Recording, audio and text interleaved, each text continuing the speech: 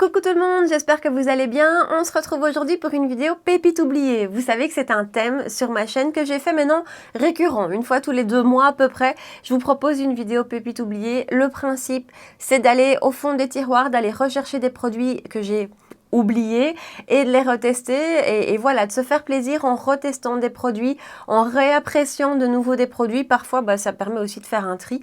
Donc voilà, c'est vraiment l'idée de, pour une fois, de ne pas parler de nouveautés. Dans cette idée-là, de ne pas toujours parler de nouveautés, j'ai aussi envie, et vous le verrez sur ma chaîne, de vous intégrer peut-être une fois par mois une vidéo dans laquelle je vous reteste une seconde fois les produits que je vous ai présentés en nouveauté justement. Parce que voilà, je vous teste tellement de nouveautés et attention, j'adore ça, mais que parfois ça fait un petit peu beaucoup, même pour moi quand je fais les tops et flops du mois, il y a plein de produits dont j'ai envie de reparler. Donc voilà, je me suis dit que j'essaierais de vous faire une fois par mois une vidéo dans laquelle je reteste une seconde fois. Ça va aussi permettre de faire un deuxième look avec une palette par exemple. Donc voilà, dites-moi en bas dans les commentaires si ça vous semble être une bonne idée, si vous aimez l'idée. Donc voilà, j'aime toujours bien avoir votre avis, votre retour. Dites-moi tout ça ici en bas. En attendant, pour aujourd'hui, si vous avez envie de voir quelle pépite j'ai redécouvert, pépite ou pas forcément, et comment j'ai fait ce look-ci, eh ben restez avec moi. Allez, on attaque. J'ai déjà fait mes sourcils. J'ai utilisé le mascara à sourcils de chez Huda. Je n'arrête pas de l'utiliser depuis que je l'ai. Et le crayon à sourcils Huda aussi. Et j'ai poudré ma paupière. Enfin non, j'ai mis ma base à paupières que j'ai poudrée. J'ai mis la base Milk. Là aussi, je l'utilise tout le temps. Et donc pour les yeux, on va utiliser la palette qui pour moi sonne le plus l'automne. Si je pense à la palette de l'automne, pour moi, c'est la Metropolis de chez Natasha Denona. J'ai l'impression, vous me direz dans les commentaires, j'ai l'impression que quand elle est sortie, cette palette, elle devait être en édition limitée.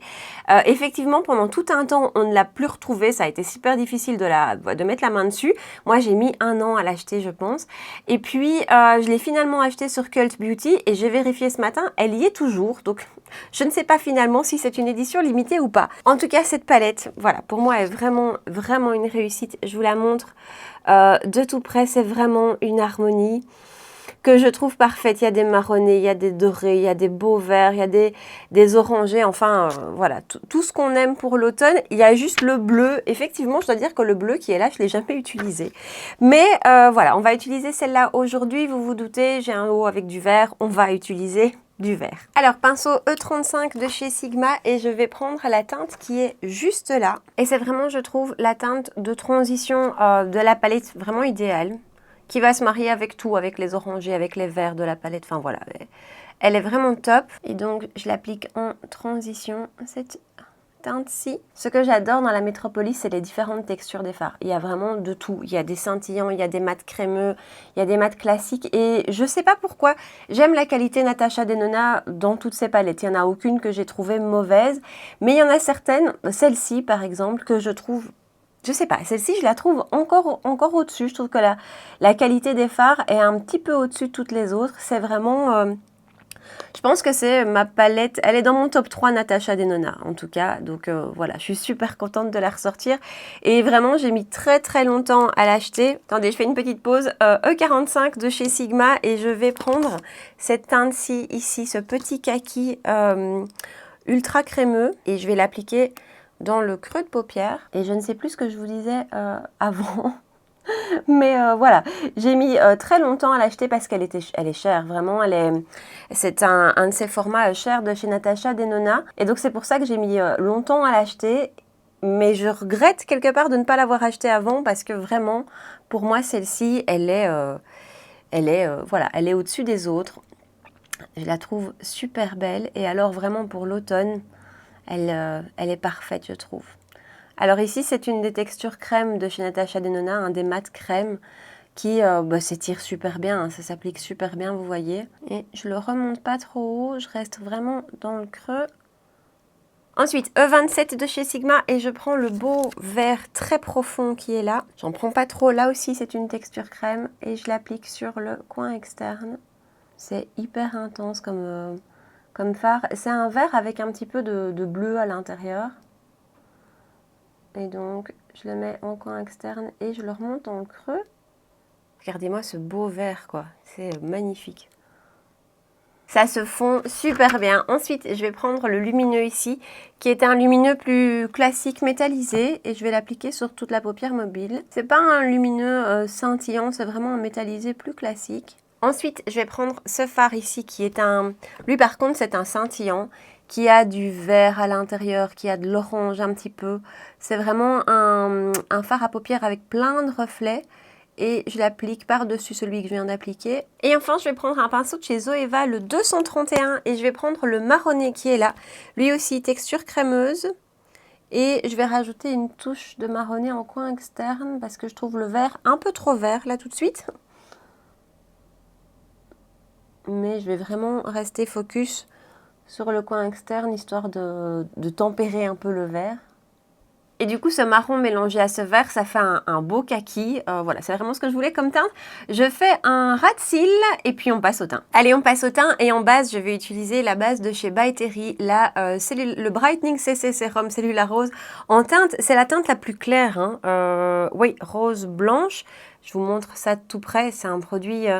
c'est un magnifique produit qui coûte malheureusement très cher. Vous voyez ici, c'est un format mini que j'avais eu dans un kit, je pense. Ce produit-ci, je l'ai dans deux teintes. Celle-ci, la plus claire et la plus foncée, qui est franchement très foncée. Mais en été, j'aime beaucoup le côté bonne mine qu'elle donne sous mes fonds de teint. Donc voilà, je trouve que toutes les teintes peuvent être utilisées, à vrai dire. Mais ici, je vais utiliser la plus claire. Alors, je vais l'appliquer au pinceau parce que j'ai des paillettes sur les doigts. Des restes de paillettes de la palette. Et donc, je vais l'appliquer au pinceau pour pas me mettre des paillettes partout. C'est un produit... Alors, moi, vous savez que j'ai la peau très grasse et que de base, j'évite les bases trop lumineuses ou ce genre de choses. Mais celle-ci, c'est une des rares bases lumineuses qui me convient vraiment. Dans le sens où elle n'est pas du tout grasse, elle n'apporte pas d'effet gras sur le fond de teint. Et donc, mes fonds de teint se comportent bien avec elle. Je brille pas plus avec elle qu'avec une autre base classique. Et par contre, j'aime beaucoup la lumière qu'elle apporte au teint. Donc voilà, c'est vraiment un super produit pour, je pense, tous les types de peau et qui apporte vraiment une super belle lumière. Je sais pas si vous voyez, je trouve que c'est magnifique. Les fonds de teint par-dessus s'appliquent super bien. Enfin bref, c'est un produit que je trouve top. Alors pour le fond de teint, ça faisait plusieurs semaines que j'avais envie de le ressortir de mes tiroirs. Maintenant, je teste tellement de fonds de teint que parfois, honnêtement, j'ai pas forcément l'occasion d'aller rechercher certains dans mes tiroirs. Et donc c'est l'occasion aujourd'hui. On va reparler du Clarins Everlasting teint mat haute tenue. Des Everlasting chez Clarins, il y en a plusieurs. Celui-ci, c'est le dernier sorti. C'est pas un super ancien fond de teint, il n'est pas sorti, je crois qu'il doit être sorti l'année passée.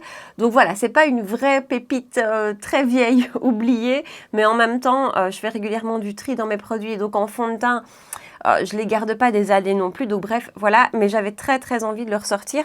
J'ai la teinte 105N, pardon, et ce fond de teint, quand il est sorti, je l'avais adoré. C'est donc un fond de teint mat, mais qui en même temps, promet de l'hydratation, donc un certain confort et un certain rendu. Et vraiment, c'est un fond de teint que j'avais adoré, qui a été éclipsé parce que je vous dis par toutes les autres nouveautés. Et donc voilà, il y a un jour je l'ai rangé et je ne l'ai plus utilisé. Mais je me souviens que je l'avais beaucoup aimé et voilà. Et en fait, je me souvenais plus qu'il couvrait, qu'il avait quand même une jolie couvrance. Il est très parfumé, hein. Par contre, je sais bien que ça en dérange plus d'une. Il est très parfumé.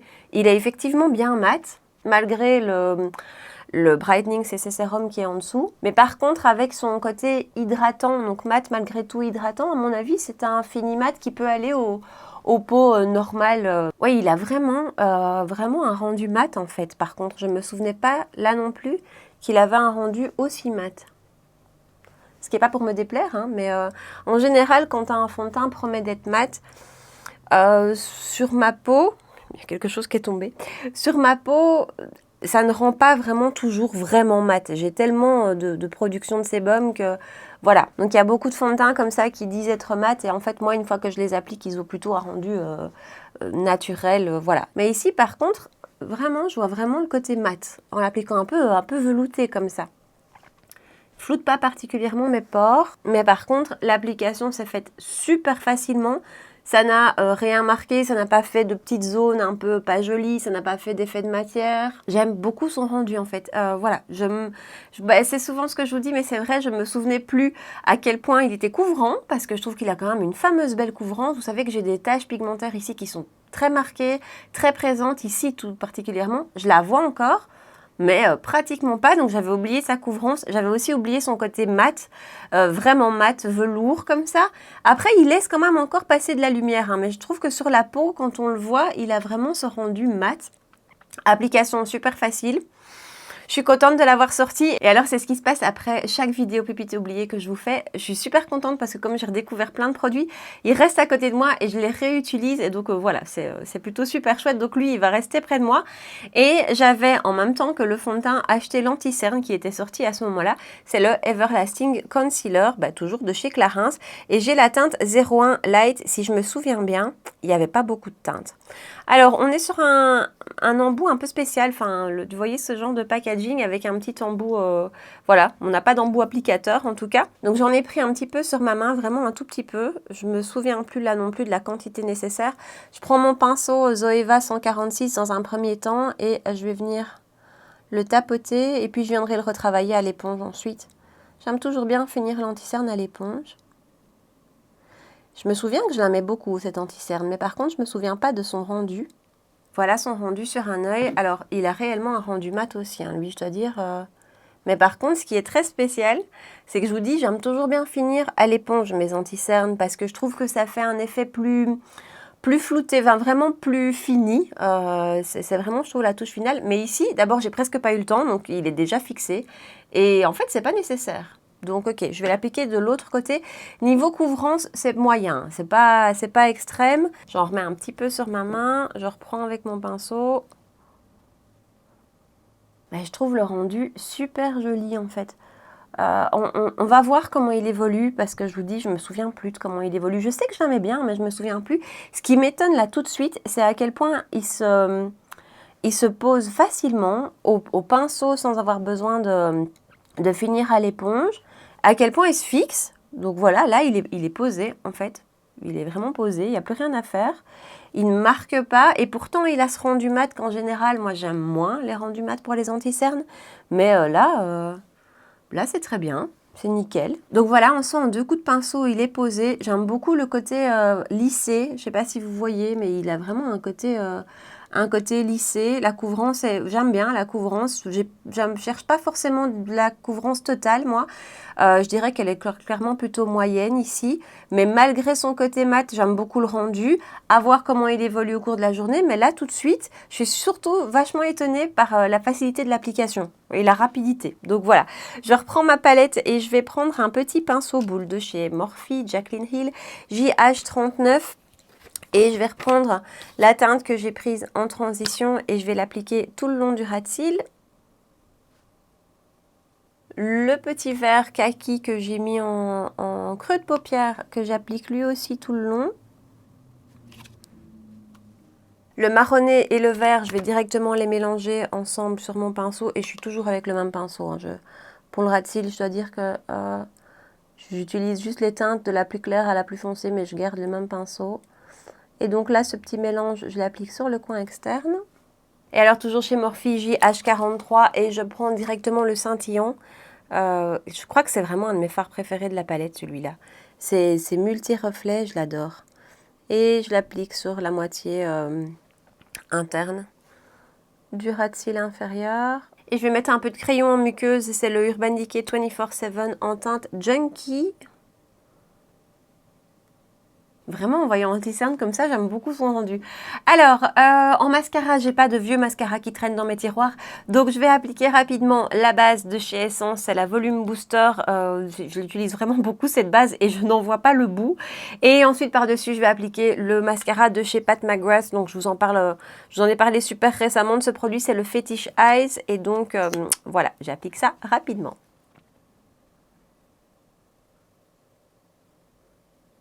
Alors la poudre que j'ai choisie pour la vidéo d'aujourd'hui, je suis allée vraiment loin dans mes tiroirs. Je vous en ai parlé de cette poudre, mais alors, c'était au tout début de ma chaîne. Je vous avais fait une vidéo sur le make-up de chez Emma et il y avait un produit que j'avais adoré, c'était celui-ci. C'était donc la Banana Baking Powder. Donc je vous la montre de tout près, de la marque BAE, c'est la marque make-up de chez Emma. Je dois dire que je ne suis plus jamais retournée voir ce qu'il faisait et ce genre de choses, mais je me souviens que cette poudre aussi, je l'avais beaucoup aimée. En plus, on a une quantité, il y a 35 grammes. Voilà, alors je vais l'appliquer dans ma coupelle parce que niveau packaging, c'est pas forcément facile, le capuchon est tout petit. Mais je pense que je l'ai plus sorti depuis plus d'un an, voire plus. Hein, voilà. Alors, je vais tapoter un peu l'excédent sur ma main et je la prends avec ma houppette de chez Tati. Et on va voir ce que ça donne. C'est vraiment une redécouverte d'il y a très longtemps, ça. En plus, c'était un petit prix. Alors, elle est teintée jaune. Il me semble qu'il y en avait une teintée verte qui devait du coup avoir un effet correcteur. Alors, c'est joli. Ça matifie bien, par contre, là. Je ne me souvenais pas non plus. Par contre, au niveau floutage des pores, c'est pas incroyable. Si je compare avec ma poudre Catrice Chérie ou d'autres, hein, mais je vous parle de la Catrice parce qu'elle a vraiment un prix mini. Niveau rendu sur les pores, je préfère de loin la Catrice. Après, elle ne marque rien du tout. Elle matifie vachement bien. À voir là aussi sur la longueur. Pardon, je vous mets mini dans le champ. Ouais, elle matifie vraiment bien, ça je dois dire. Mais ouais, sur les pores, je préfère quand même de loin la Catrice. Alors, on passe au bronzer. Ce bronzer-ci, je l'avais acheté parce que c'était un peu un bronzer iconique et que je l'avais eu à super prix. Et en fait, finalement, je l'ai très peu utilisé parce que je pense que j'ai pas eu de coup de cœur. C'est le bronzer de chez Make Up Forever, le Pro Fusion, le Pro Bronze Fusion, pardon. Je l'avais eu en super promo sur le site de Make Up Forever. Donc, je vous invite toujours. Make Up Forever, je pense que c'est au Black Friday qu'ils font des promos génial. Et donc voilà, donc on va le retester parce que j'ai vraiment envie de lui redonner un peu une deuxième chance à ce bronzer. Je ne l'ai plus utilisé depuis super longtemps et parfois il y a des produits sur lesquels on reste sur un a priori bof et finalement en fait soit on s'est gouré ou on a oublié ou on a changé de goût. Donc voilà, je le prends comme c'est une texture un peu spéciale. C'est pas une texture poudre, c'est pas une texture crème, c'est entre les deux. C'est vraiment une texture très compacte. Je le prends avec un gros pinceau stippling de chez Zoeva, c'est le 124. Et je vais l'appliquer comme ça. Et ça aussi, ça fait partie des choses. Je crois qu'à l'époque, je ne l'avais pas testé avec ce pinceau-ci. Et que du coup, la matière était assez difficile à prélever.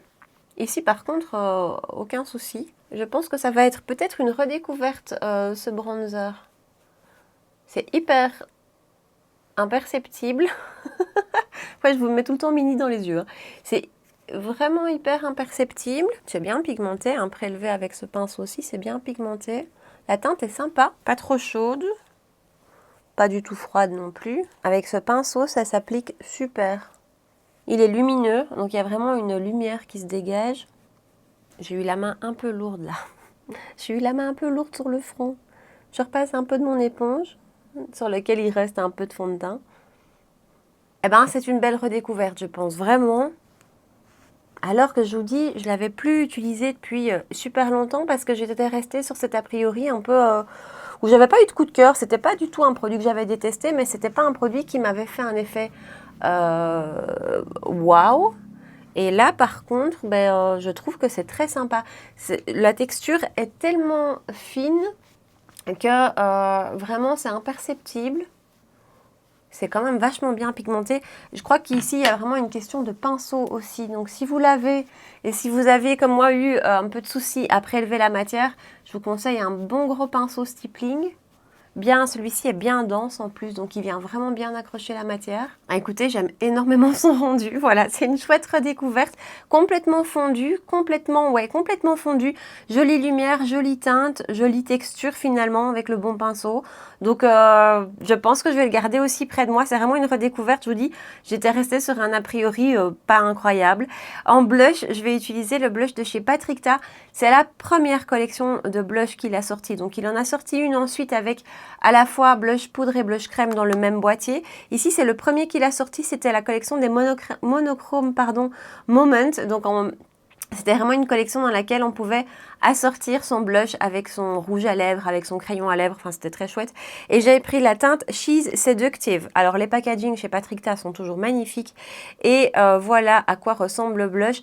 Je l'avais vraiment acheté pour en blush neutre.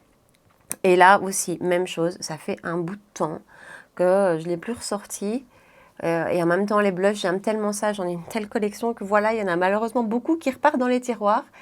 Mais après, les produits de chez Patrick Ta, Voilà, je me souviens que je l'aimais beaucoup et je pense que ça n'aura pas changé. Effectivement, la teinte est super jolie. C'est une teinte, une jolie teinte un peu nude pour l'hiver, je trouve. Limite une teinte qui pourrait être utilisée en bronzer chaud. Et donc oui, là-dessus, par contre, j'étais sûre que j'allais de nouveau l'apprécier. C'est une très belle texture de poudre, super fine, super fondue, hyper bien pigmentée. En fait, je devrais peut-être m'arrêter là parce que j'ai toujours tendance à retourner avec les blushs, mais c'est très joli. La teinte est vraiment très belle, je trouve. Pour le reste, c'est une très belle poudre. Après, tout à fait honnêtement, il y a tellement de blushs qui ont des super belles qualités de poudre et de finesse et ce genre de choses que voilà, c'est un très beau blush. Maintenant, il n'a pas une poudre plus exceptionnelle qu'un autre. Par contre, la teinte, je la trouve très très très belle. Et avec ce pince aussi, c'est top aussi. C'est le 127 de chez Zoeva. Donc voilà son rendu. C'est vraiment une teinte idéale pour l'automne. Le blush un petit peu nude mais quand même relativement soutenu qui peut, je vous dis, limite être utilisé en bronzer. Donc voilà, il est très très beau ce blush. Alors en highlighter, on va utiliser un highlighter que j'adore. Et là, je ne peux pas dire que j'ai oublié à quoi il ressemble parce que je l'ai beaucoup utilisé. Et c'est vraiment un produit que je retourne, que je vais rechercher de manière plus ou moins régulière. Et c'est pour moi mon plus bel highlighter doré. Je l'adore. C'est celui de chez Charlotte Tilbury, le Magic Star Highlighter. Je suis un peu... Moi, il y a des sorties comme ça qui sont censées être édition limitée et qui finalement ne le sont pas parce que lui, si je me souviens bien, quand il est sorti, il devait vraiment être édition limitée. Ça fait un bout de temps maintenant et il est toujours là. Bref, je vous le montre de tout près. Alors, la poudre était beaucoup plus belle quand elle était neuve. Maintenant, je vous dis, je l'ai quand même pas mal utilisé. Et c'est un vrai highlighter doré. Voilà, il n'y a pas de... C'est vraiment doré, mais pourtant, je trouve sa teinte magnifique. Je trouve son rendu magnifique. Et donc, on va appliquer ça. Mon pinceau est un peu gros. Et voilà, c'est vraiment l'highlighter doré que je préfère de par sa teinte. Regardez comme il est beau. De par sa teinte, de par sa lumière. Les highlighters, j'allais dire les highlighters de chez Charlotte Tilbury, je les trouve très chouettes. Les Beauty Light Wand, les liquides, vous savez, en stick, ceux-là, je les adore. D'ailleurs, j'ai failli utiliser ceux-là aujourd'hui. Celui-ci, je l'aime beaucoup. J'avais moins aimé l'highlighter dans ce magnifique packaging, un peu coquillage, le même que le bronzer. Celui-là, je l'avais trouvé moins incroyable. Mais alors, celui-ci, il est beau. Il est magnifique. Et en automne, j'ai envie de dorer aussi. Là, je trouve que de nouveau, c'est une teinte qui va bien avec cette saison-ci, avec le type de make-up qu'on fait. Donc voilà. Lui, c'est une redécouverte parce que c'est un ancien produit, mais je savais que je l'aimais. Alors, je vais fixer le tout avec mon spray que je vais chercher Make-up Revolution. Et on finit avec le rouge à lèvres. J'ai hésité super longtemps avec un rouge à lèvres de chez Lisa Eldridge, le Velvet Affair. Je pense que c'est mon Lisa Eldridge favori. Je vais vous faire un petit swatch et je vais le ressortir parce qu'il est vraiment top pour cette saison-ci. Il est magnifique et les Velvet chez Lisa Eldridge sont excellents. Mais niveau teinte, je pense que j'ai envie d'utiliser le Stone Rose de chez Charlotte Tilbury. Alors cette teinte, qu'est-ce que je l'ai adorée! J'ai adoré, donc je vais vite l'appliquer. C'est la formulation Kissing de chez Charlotte, donc les crémeux. Et voilà pour Stone Rose. C'est une teinte que j'avais beaucoup aimé porter l'hiver passé parce que c'est pas une teinte vive d'été, mais c'est quand même une teinte qui va rajouter une petite touche de peps au make-up d'automne. Si j'avais utilisé le Lisa Eldridge que j'adore, ça aurait eu un côté tout de suite beaucoup plus sombre. Ici, avec le make-up des yeux que j'ai qui est déjà relativement chargé, je trouve que cette teinte-ci, en étant passe-partout, parce que franchement elle va avec tout, elle rajoute un petit côté lumière. Donc voilà, j'adore. Bon, bah écoutez, comme d'hab, je vous fais un récap sur tous les produits que j'ai redécouverts et on va voir ce que j'en pense finalement après autant de temps. Bon, la Métropolis de Natasha Denona, je ne me faisais aucun doute, je savais que j'allais adorer la réutiliser. Ça fait d'ailleurs plusieurs jours que j'ai ressorti de mes tiroirs les palettes d'automne que j'ai envie de ressortir, que j'ai envie de réutiliser. Elle en faisait partie, donc elle est juste à côté de moi. J'avais pas encore eu l'occasion de la ressortir, donc je suis vraiment contente et je reste sur ce que je dis. C'est une palette qui est chère, mais qui pour moi les vaut. Et de toutes les Natasha Denona, j'en ai plusieurs, j'en ai beaucoup de tous les prix. Il y en a, je trouve, qui valent vraiment le déplacement. Celle-ci en fait partie. Donc voilà, la Métropolis, je l'adore. Le fond de teint, j'avais complètement oublié son rendu mat et son rendu couvrant. Donc ça, je vais continuer de l'utiliser parce que c'est vraiment le genre de de choses que j'aime, de textures que j'aime. Donc ça, je le garde près de moi et j'ai adoré le redécouvrir. Même chose avec l'anti-cerne que j'ai mis juste là. Même chose avec l'anti-cerne. Alors en plus, pour le moment, vous savez à quel point des anti-cernes, j'en teste beaucoup, plein. J'en ai découvert, mais vraiment beaucoup que j'adore. Du coup, ce fini un peu mat, c'est moins ce qui me convient, je trouve, pour le moment. Mais à l'application, je le trouve très joli. Oups, pardon. Là, tout de suite, je trouve que son rendu est toujours aussi beau. Donc on verra en fin de journée si je l'apprécie toujours autant. Mais là aussi, je vais le ressortir et lui redonner plusieurs chances, entre guillemets. La base, c'est un peu un incontournable. La Brightening CC Serum de chez By Terry. Voilà, c'est un produit là aussi qui est très cher, je trouve qui est très beau, qui a en plus, bien sûr, des propriétés de soins à l'intérieur. Alors ça, c'est peut-être le cas. Il y a réellement peut-être une efficacité quand on l'utilise tous les jours. Moi, je l'utilise en base plutôt qu'en sérum, voilà. Mais j'aime beaucoup son rendu. Et alors, ce genre de texture combinée à des fonds de teint qui finalement sont vraiment mat, c'est top, je trouve. Alors, qu'est-ce qu'on a ressorti? Ça, c'est une vraie redécouverte. Ça vraiment, c'est une vraie découverte. Donc, je le garde près de moi. Le blush de Patricia est très beau. Il n'est pas exceptionnel. Il est très beau, sa teinte est très belle, la poudre aussi. Maintenant, voilà, j'ai tellement de blush que j'aime que voilà. La poudre de chez Emma, par contre, alors autant j'avais l'impression que j'avais adoré ce produit quand je vous l'avais présenté. Autant là, oui, c'est bien, niveau matité, c'est pas mal. Mais je préfère ma Catrice qui ne doit pas coûter beaucoup plus cher que celle-ci. Donc voilà, ça je pense que je vais la donner à quelqu'un ou que je vais la mettre de côté. En même temps, elle est plus toute jeune, donc je suis pas sûre que je vais la donner à quelqu'un. Mais à quoi que 24 mois d'ouverture. Mais bon, vu la quantité, donc bref, on verra. Ça, c'est le produit que j'ai le moins aimé redécouvrir. En tout cas, voilà, j'espère que le make-up final vous plaît. J'espère que le thème de cette vidéo aussi vous plaît. Partagez-moi ici en bas dans les commentaires si vous avez redécouvert récemment certaines pépites oubliées au fond de vos tiroirs ou si cette vidéo vous a donné envie justement d'aller rechercher certains produits qu'on a oubliés parce que finalement on teste tellement de choses que voilà, on sait qu'on a aimé ou qu'on n'a pas aimé, mais enfin moi le fond de teint par exemple, je me souvenais pas de son rendu. Donc voilà, partagez-moi tout ça ici en bas. Vous pouvez bien sûr aussi venir papoter avec moi sur Instagram, on se retrouve là-bas aussi. Si vous avez aimé la vidéo et si vous avez passé un bon moment, vous pouvez bien sûr la liker et vous abonner à ma chaîne. On se retrouve 2 fois par semaine, les mercredis et les dimanches soirs. Voilà, en attendant, je vous souhaite une très belle soirée et je vous dis à tout bientôt. Ciao!